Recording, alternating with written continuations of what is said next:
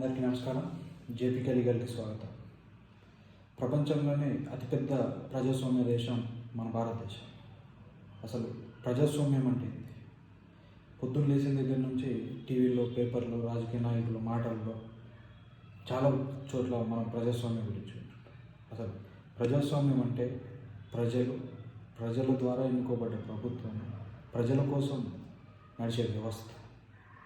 అలాంటి ప్రజాస్వామ్యంలో వ్యవస్థలు ఎలా పనిచేస్తాయి, దేనికోసం పనిచేస్తాయి, ఏ వ్యవస్థ, ఏ ఆఫీసు ఎవరి కోసం పనిచేస్తుంది, ఏ ఆఫీసులో ఏ అధికారి ఉద్యోగికి ఎంతవరకు పవర్స్ ఉన్నాయి, ఎంతవరకు చట్టం వాళ్ళకు లిమిటేషన్స్ పెట్టింది అన్నది తెలుసుకోవడం ప్రతి ఒక్క భారతీయుని, ప్రతి ఒక్క పౌరుని అవసరం. అవి తెలుసుకున్న రోజే మనం మన పనులు సాఫీగా చేసుకోగలుగుతాం.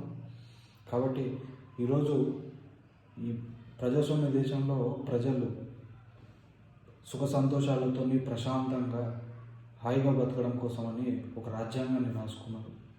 ఆ రాజ్యాంగము సృష్టించిందే చట్టసభలు.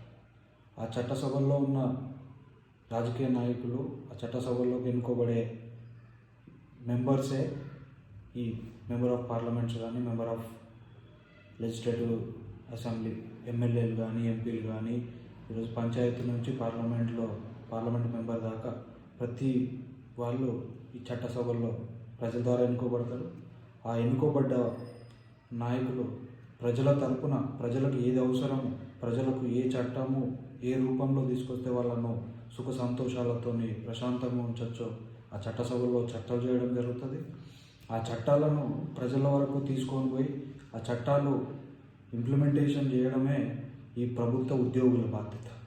ఈరోజు అందరూ ప్రభుత్వ అధికారులు, వాళ్ళకి అధికారం ఉన్నంత మాత్రాన అధికారులు కాదు, ప్రజలకు కోసం పనిచేసే వాళ్ళు.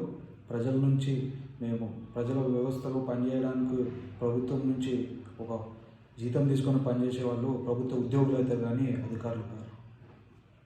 అలాంటి ఈ వ్యవస్థలో ప్రభుత్వ కార్యాలయాల్లో ఏ అధికారి ఎంతవరకు పనిచేయాలి, ఎంతవరకు ఏం పని చేయగలుగుతాడు, ఏంది అన్నది ప్రజలకు అవగాహన ఉండాల్సిన అవసరం చాలా ఉంది.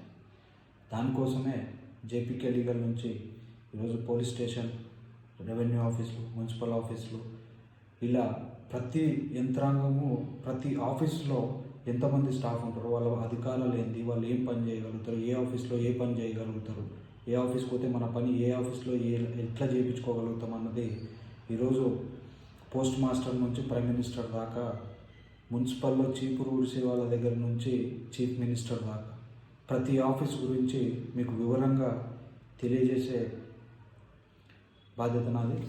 నమస్కారం.